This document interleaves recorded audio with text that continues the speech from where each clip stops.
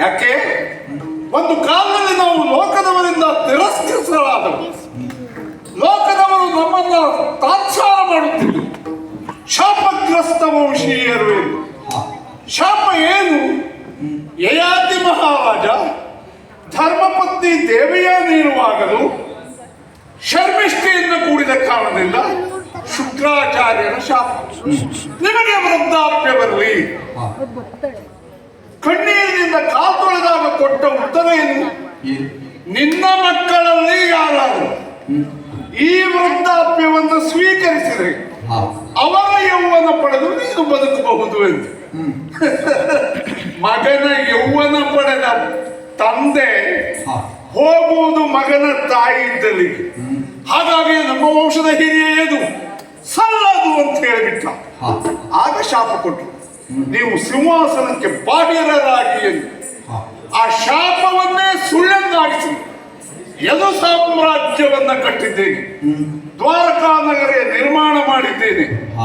ಯಾರು ತಿರಸ್ಕಾರ ಮಾಡುತ್ತಿದ್ದರು ಅವರಿಗೆ ನಮ್ಮನ್ನ ಕರೆದು ಮುಂದೆ ಎಲ್ಲ ಆಸನ ಇಟ್ಟುಕೊಳ್ಳುವುದು, ಅಷ್ಟು ಗೌರವ ಸಿಗ್ತಾ ಇದೆ. ಆದ್ರೆ ಏನು ಮಾಡೋಣ, ಏನು ಮಾಡೋಣ?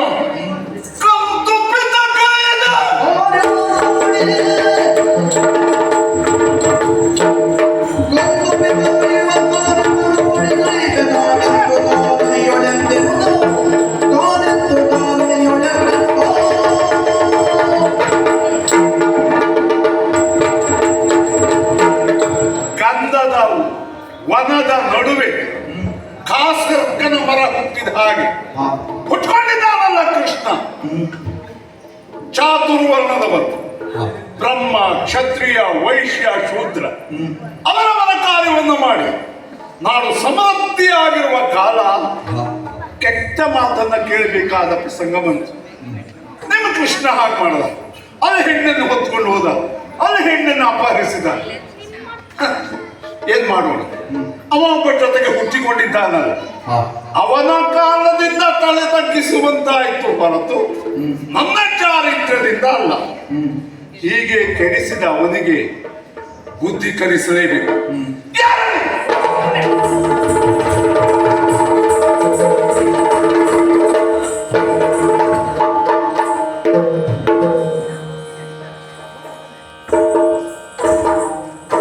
ಯಾರ ನೀನು?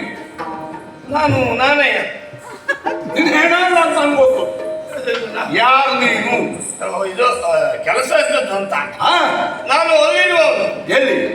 ಅಲ್ಲಿ ಅಂದ್ರೆ ಇಲ್ಲಿ ದ್ವಾರದಲ್ಲಿ. ದ್ವಾರದಲ್ಲಿ? ಹೌದು. ಮತ್ತೆ ನೀನು ಯೋಚನೆ ಮಾಡುದು ಬೇಡ. ಸಾಯುವ ತನಕ ನೀನು ಅಲ್ಲೇ ಹೊತ್ತು ಮತ್ತೆ ಇಲ್ಲಿ ಬರುವುದಿಲ್ಲ. ನಾನು ಅಲ್ಲಾದ್ರೂ ಇದ್ರು ಸಾಕು, ಸಾಯೋದ್ರಿಗೆ ಅಂತ ಅನುಮಾನ ಬೇಡ. ನಿನ್ನಿಂದ ಒಂದು ಕಾರ್ಯ ಆಗಬೇಕು. ನಾನು ಅಲ್ಲಿ ಆಚೆ ಈಚೆಗೆ ಮಾಡ್ತಾ ಇದ್ದೆ. ನಮ್ಮಲ್ಲಿ ಬಹಳ ಜನ ಆಚೀಚೆ ಮಾಡುವವರು ಇದ್ದಾರೆ.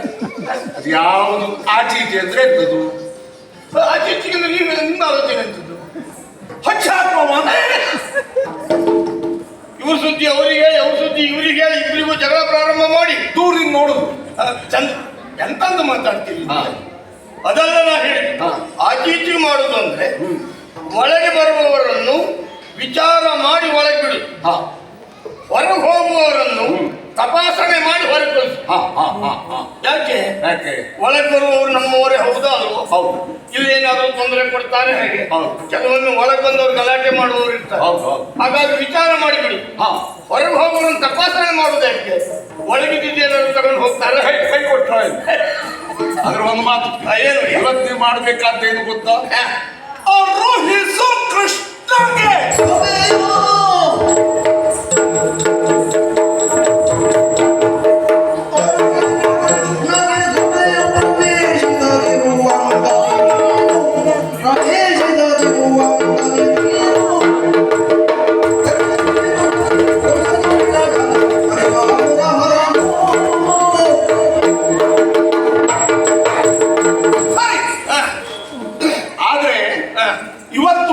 ಜಾಗೃತನಾಗಿರ್ಬೇಕು. ಯಾಕೆ ಹೊಡಿಯ? ಯಾರೇ ಬಂದ್ರು ವಿಚಾರಿಸಿ ಒಳಗೆ ಬಿಡು. ಅವ ಬಂದ್ರೆ ಮಾತ್ರ ಬಿಡಬಾರ್ದು. ಹೌದು. ಅವನನ್ನು ಬಿಡುವುದಿಲ್ಲಪ್ಪ. ಇದು ಹೊಡಿಯ. ಅವ ಅಂದ್ರೆ ಯಾರು?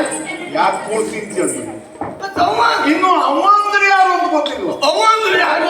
ಅವ ಅಂದ್ರೆ ಇವ. ಓ ಅವ ಅಂದ್ರೆ ಇವ. ಈಗ ಗೊತ್ತಾಯ್ತು. ಅವ ಅಂದ್ರೆ ಇವ. ಯಾರು? ಇದು ಇವ ಅಂದ್ರೆ ಯಾರು? ಯಾರು ನಿನ್ನಂತ ಕೂತ್ಕೊಂಡು ಸಾಯ್ತು? ಅವ ಅಂದ್ರೆ ಇವ ಅಂತ ಹೇಳಿ ಇವ ಅಂದ್ರೆ ಯಾರು ಅಂತ ಕರಿಯ. ಓ ಅವ ಕುಪ್ಪಂತಮ್ಮ ಕರಿಯ. ಅವ ಕೊಟ್ಟು ಹೋಗಿ ಕರಿಯ ನಾ ತುಪ್ಪನ ಕರಿಯ ನಿಮ್ಮ ಸಣ್ಣ ಬುದ್ಧಿ. ನಾನು ಆ ಕುಪ್ಪ ನನ್ನ ಸಣ್ಣ ಬುದ್ಧಿ ಅಲ್ಲ ಅವರು ಸಣ್ಣ ಬುದ್ಧಿ, ನೀವು ದೊಡ್ಡ ಬುದ್ಧಿ ಅಂದೆ. ಅವ ಬಂದ್ರೆ ಇವತ್ತು ಬಿಡಬಾರ್ದು, ಅಲ್ಲ ಒಳಗೆ ಬಿಡಬಾರ್ದು, ಹೊರಗೆ ಬಿಡಬಾರ್ದು. ಹೌದು, ಬರ್ದೆ ಹೋಗುದೇ ಇಲ್ಲ. ಹೌದಾ? ಅಯ್ಯ ಇವತ್ತು 4ನೇ ದಿನ ಬರ್ದೆ ಹೋಗ್ತಾರ. ಒಂದು ಮಾತು ಏನು? ಬಂದ್ರೆ ಏನ್ ಮಾಡ್ಬೇಕು ಗೊತ್ತಾ? ಅದನ್ನೇನು ಹೇಳಿ. ನಿಲ್ಸಿದ್ರೆ ಆಯ್ತಲ್ಲ. ಹೌದು, ನಿಲ್ಲ. ಏನಾದ್ರೂ ಹೇಳಲಿಕ್ಕೆ ಹೋದ್ರೆ ಆಗ ಅವ ತಾನೇ ಯಾರು ಅಂತ ಹೇಳ್ಬೋದು. ಎಲ್ಲಿ ಹೋಗುದೇ?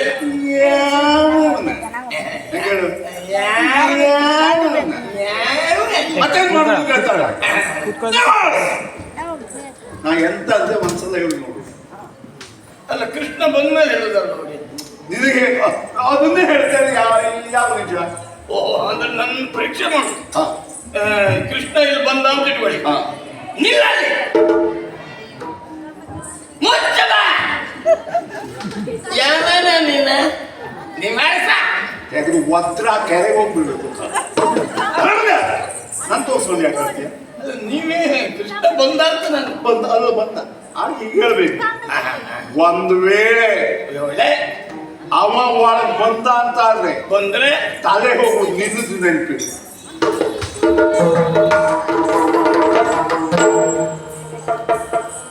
ನೋಡಿದ್ರ ದೊಡ್ಡವ್ರ ಮನೆಯಲ್ಲಿ ಯಜಮಾನ ಆಗಿ ಆದ್ರೂ ಹುಟ್ಟಬಹುದು, ಬಡವ್ರ ಮನೆಯಲ್ಲಿ ನಾಯಿಯಾಗಿ ಹುಟ್ಟಬಾರ್ದು.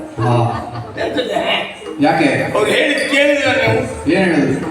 ಒಳಗೆ ಬಂದ್ರೆ ಅವನಿಗೆ ಶಿಕ್ಷೆ ಇಲ್ಲ, ನಿನಗೆ ತಲೆ ಹೋಗ್ತದೆ ಅಂದ್ರಲ್ಲ. ಇರುದೊಂದೇ ತಲೆ, ನೋಡುವ ಏನಾಗ್ತದೆ.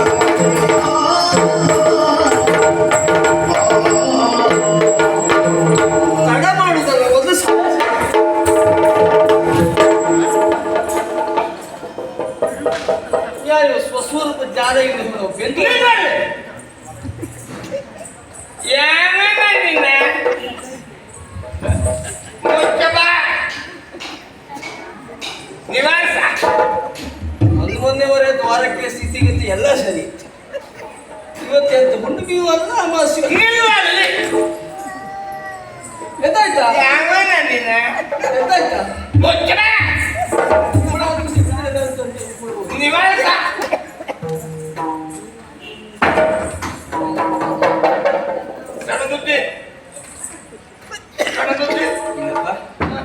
ಇವತ್ತೇನೋ ಆದಂತ ಹೌದಲ್ಲಿದೆ. ಮೊದಲು ಬೆನ್ ತೋರಿಸ್ಕೊಂಡು ನಿಂತ್ಕೊಂಡೆ, ಹೌದು. ಆಮೇಲೆ ಬಾಯಿ ಬಂದಾಗ ಬೈಯುವುದಕ್ಕೆ ಆರಂಭಿಸ್ತೀವಿ. ನಿಜ. ಈಗಾಗಲ್ಲ, ಕಾಲೇ ಬಿದ್ದು ಕೈ ಮುಗಿತೀವಿ, ನಮಸ್ಕಾರ ಮಾಡ್ತೀವಿ. ನೀವು ನನ್ನ ಪಾಲಿ ಸಣ್ಣ ಬುದ್ಧಿಗಳಲ್ವ? ಅಂದ್ರೆ ನಿಮ್ಮ ಅಣ್ಣ ದೊಡ್ಡ ಬುದ್ಧಿ, ಸರಿಯಪ್ಪ, ನೀವು ಸಣ್ಣ ಬುದ್ಧಿಗಳು. ಸರಿ.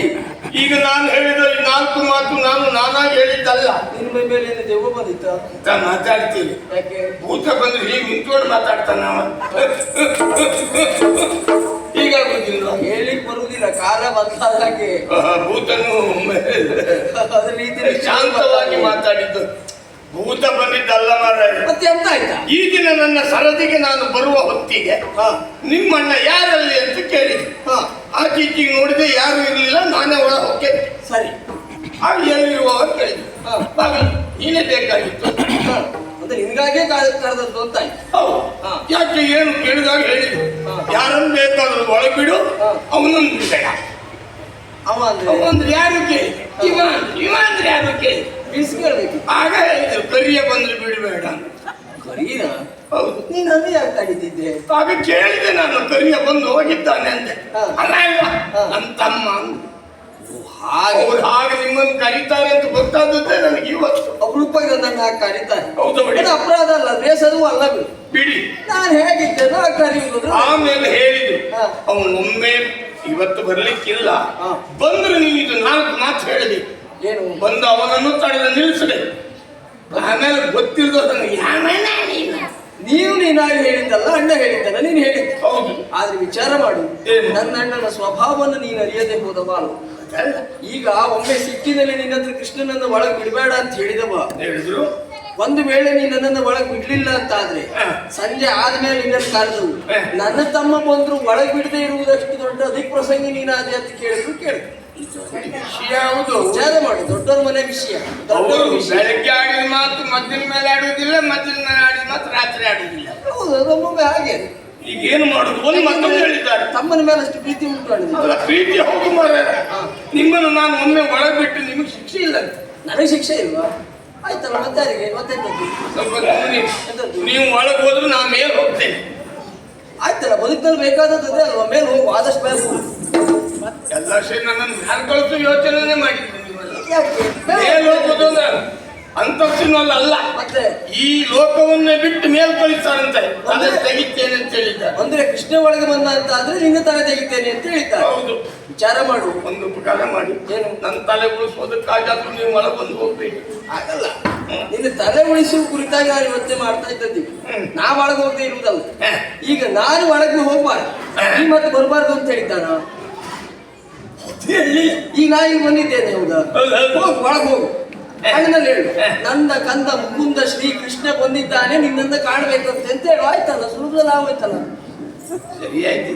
ಹಾ, ಅವ್ರು 4 ಹೇಳಿದ್ರು, ಈಗ ನೀವು 4 ಹೇಳಿದ್ರಿ. 4 4 8 ಆಯ್ತು. ಒಟ್ಟು ನೀವು ಅಣ್ಣ ತಮ್ಮ ಸೇರಿ ನಾನೊಂದು 8 ಮಾಡ್ತೀರಾ ಇವತ್ತು? ಚಿನ್ನದ ಆಗಲ್ಲ, ಮತ್ತೆ ಮಾಡ್ಲಿಕ್ಕೆ ಆಗುದಿಲ್ಲ. ಅದ್ರ ಮತ್ತೆ ನಾನು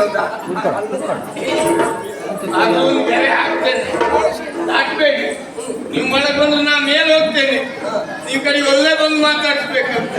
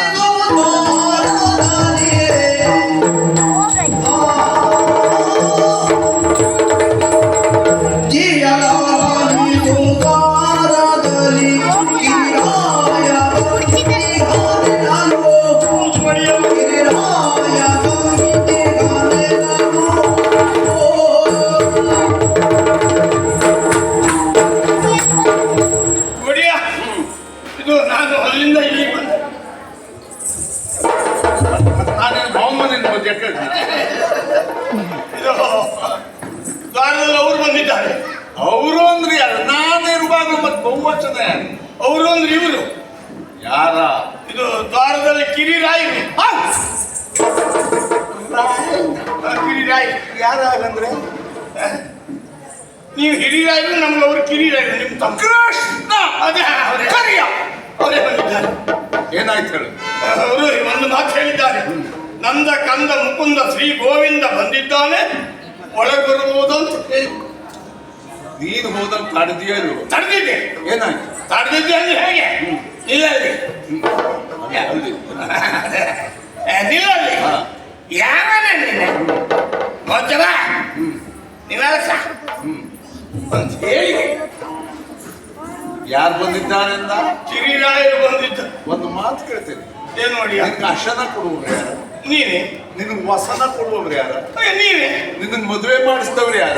ನೀವೇ ಆಮೇಲೆ ನಿನಗೆ ಮನೆ ಕಟ್ಸ್ಕೊಟ್ಟವ್ರು ಯಾರ? ಅಯ್ಯೋ ನೀವೇ ಹುಚ್ಚ ನೀವೇ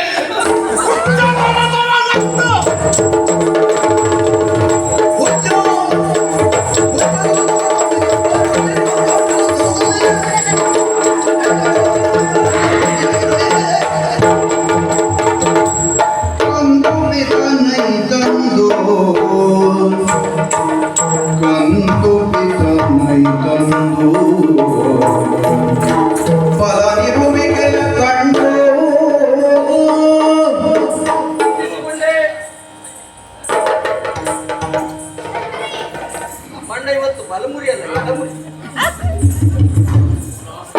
ಅಣ್ಣಯ್ಯ, ಮತ್ತೆ ಆ ಕಡೆ ತಿರುಗು. ಓ ಏನೋ ಆಗಿದೆ ನಮ್ಮ ಅಣ್ಣ. ನಮ್ಮ ಅಣ್ಣನ ಮುಖ ನೋಡಿದ್ರೆ ಒಂದು ಮಾತು ಕೇಳಿ ಅಣ್ಣ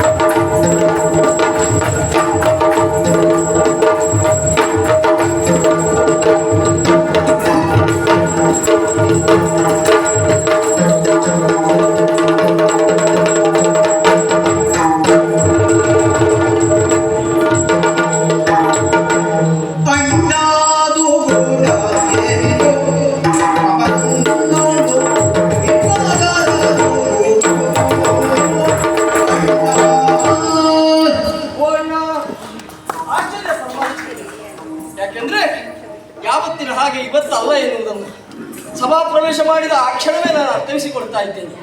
ಯಾಕೆಂದ್ರೆ ಯಾವತ್ತು ನಾನು ಬರುವುದೇ ತಡ, ತಮ್ಮ ಬಾರೈ ಕುಳಿದು ನನಗಾಗಿ ಇರುವಂತಹ ಆಸನ ಅದು ಯುವರಾಜ ಆಸನ, ಅದನ್ನು ನೀವು ತೋರಿಸ್ತಾ ಇದ್ದೆ. ನೀ ತೋರಿಸ್ತಿದ್ದು 400 ಅದರಲ್ಲೇ ಆಗಿತ್ತು. ಆದರೂ ನೀ ತೋರಿಸ್ತಿದ್ದು ಯಾಕೆ? ನಿನಗೆ ನನ್ನ ಮೇಲಿರುವಂತಹ ಪ್ರೀತಿ ಅಭಿಮಾನ ಅನ್ನೋದು ತೋರಿಸ್ತಾ ಇದ್ದೆ. ಆದರೆ ಇವತ್ತು ಹಾಗಲ್ಲ. ನೋಡಿದ್ರು ನೋಡಿದವರ ಹಾಗೆ ನೋಡದವರ ಹಾಗೆ ವ್ಯವಹರಿಸ್ತಾ ಇದ್ದೆ ಎಂಬುದಿಗೆ ಏನು ಆಗಿದೆ.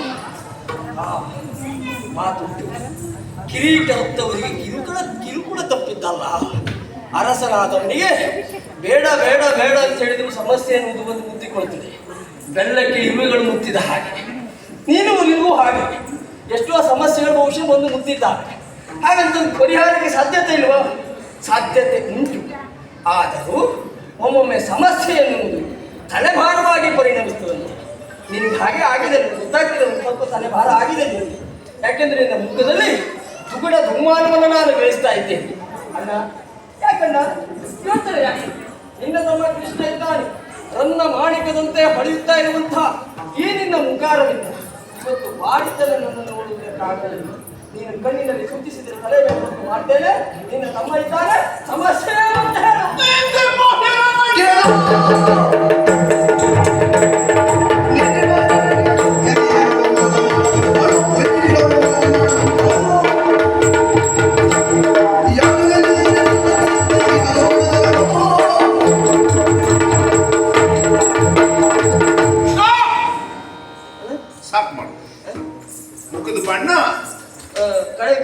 ಕಳೆಗುಂದಿದೆ. ಮುತ್ತು ತಮ್ಮನಲ್ಲಿ ಹೇಳಬಾರದೆ?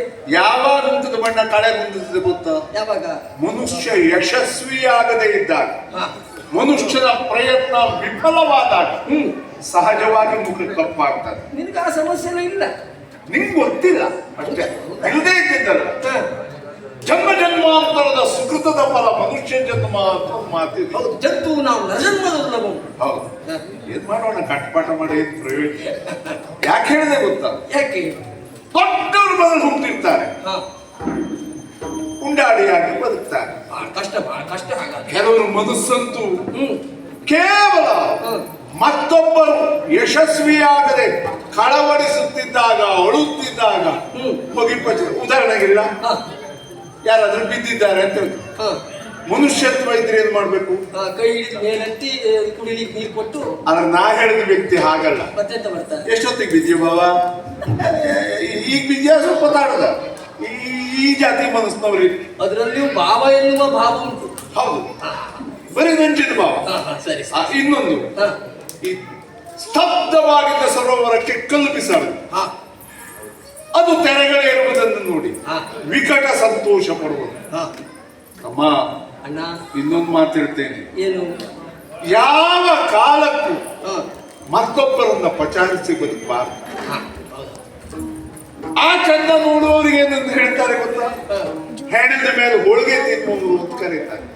ನಾನು ಕೇಳಿದ್ದೆ. ಹೌದು, ಏನ್ ಮಾಡೋಣ, ಕೇಳಿ ಪ್ರಯೋಜನ ಸರಿ ಆಗ್ಬೇಕಲ್ಲ. ಅಂದ್ರೆ ಆದ್ರೆ ಒಂದು ಮಾತು ಹೇಳ್ತೇನೆ, ಮನುಷ್ಯನಾಗಿ ಮಾನವೀಯತೆ ಇಟ್ಟುಕೊಂಡು ಬದುಕುವುದು ಆಗದೆ ಕೇವಲ ಕೇಳುಗರ ಬೇಡ ನನ್ನ ತಿಳಿ ಅಂತ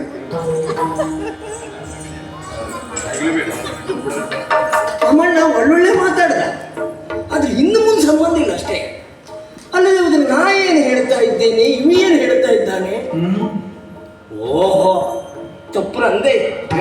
ಅಣ್ಣನ ಮುಖದಲ್ಲಿ ದುಗುಡ ಅಥವಾ ದುಮ್ಮಾನ ಎನ್ನುವುದಾಗಿ ನಾನು ಭಾವಿಸಿದೆ. ಅದು ಎರಡೂ ಅಲ್ಲ, ಸಿಟ್ಟು. ಹಾಗಾಗಿ ಪಚಾರಿಸುವ ಸುದ್ದಿ ಹೇಳಿ ಕೇಳಿ. ಯಾರ ಮೇಲೆ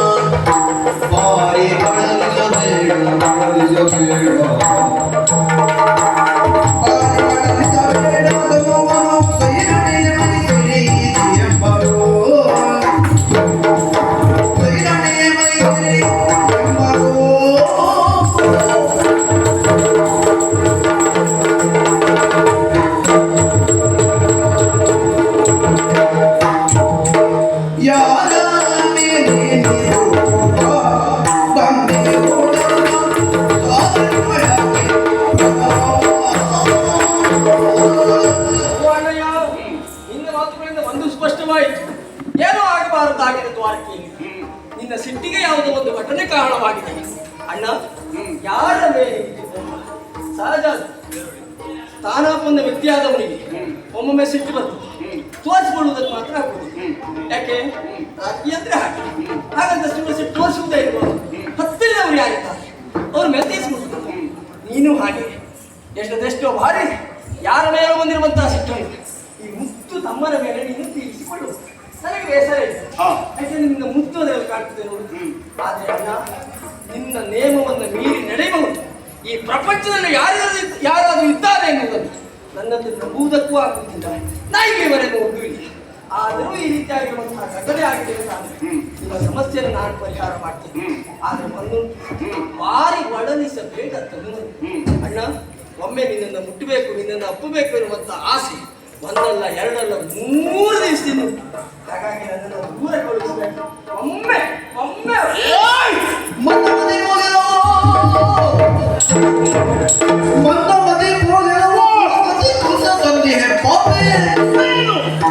ನಿಲ್ಲದೆಂದು ಹೊಲದೆಂದು ಹೋಗಕ್ಕೆ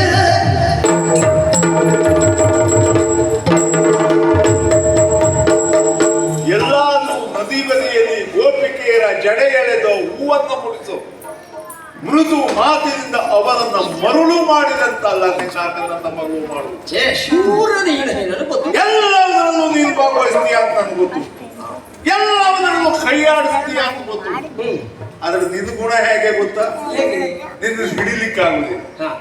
ಯಾವ್ದಾದ್ರೂ ಕಾರ್ಯದಲ್ಲಿ ನಿನ್ನ ಹಿಡಿಯುವುದು ಅಂದ್ರೆ ಕತ್ಲೆ ಕೋಣ ಕರಿಬೇಕು ಹುಡುಕದಾಗೆ, ಆಗುದೇ ಹಿಡಿಲಿಕ್ಕೆ ಆಗುದಿಲ್ಲ. ಆದ್ರೆ ಆದ್ರೆ ಸಿಟ್ಟಿಯಾದ ಮೇಲೆ ಅಂತ ಬೇಡ, ನನ್ನಲ್ಲಿ ಮಾತಾಡಬೇಕು. ನಾನು ಇಷ್ಟು ಸಣ್ಣದನ್ನು ದೊಡ್ಡದಾಗಿ ಹಚ್ಚಿಕೊಳ್ಳುವ ಗುಣದವ. ನೀನಾಗಲ್ಲ, ಯಾವುದು ಸಂಬಂಧವಿಲ್ಲ. ಆದ್ರಿಂದ ನನಗೆ ಮತ್ತೆ ಒಂದು ಹೇಳಿದೆಯಲ್ಲ, ಬಾರೆಂದು ಕರೆದು ಎಡಕ್ಕೆ ಕುಳಿಸಿಕೊಳ್ಳುತ್ತಿದ್ದೇನೆ. ಒಂದು ನೆನಪಿಟ್ಕೊಳ್ತೀನಿ, ನಾಡಿಗೆ ನ್ಯಾಯ ಕೊಡುವವರು ನಾವು. ನ್ಯಾಯ ಕೊಡುವ ನಾವೇ ತಪ್ಪು ಮಾಡಬಾರ್ದು. ಕೃಷ್ಣ, ಮುಂದೊಂದು ದಿವಸ ನ್ಯಾಯಾಲಯದಲ್ಲಿ ನ್ಯಾಯಾಧೀಶನನ್ನೇ ಕಟಕಟೆಯನ್ನು ನಿಲ್ಲಿಸಿದ್ರೆ ಆಶ್ಚರ್ಯ ಅಲ್ಲ.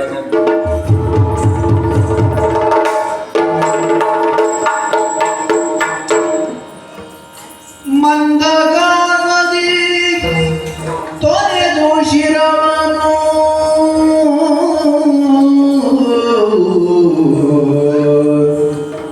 ಮಂದಗಾಸದಿ ತೊನೆದು ಶಿರವನು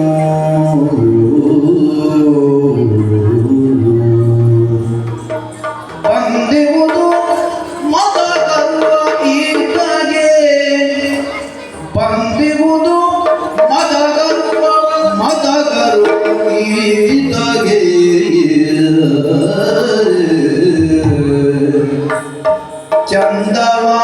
ಚಂದವಾದುದು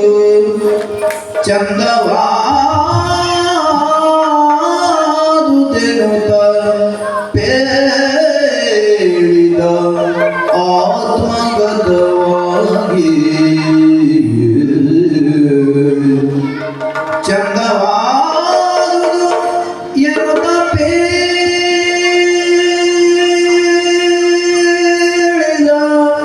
ಆತ್ಮಗತವಾಗಿ. ಚಂದವಾದುದು ಎನ್ನುತ್ತ ಪೇಳಿದ ಆತ್ಮಗತವಾಗಿ.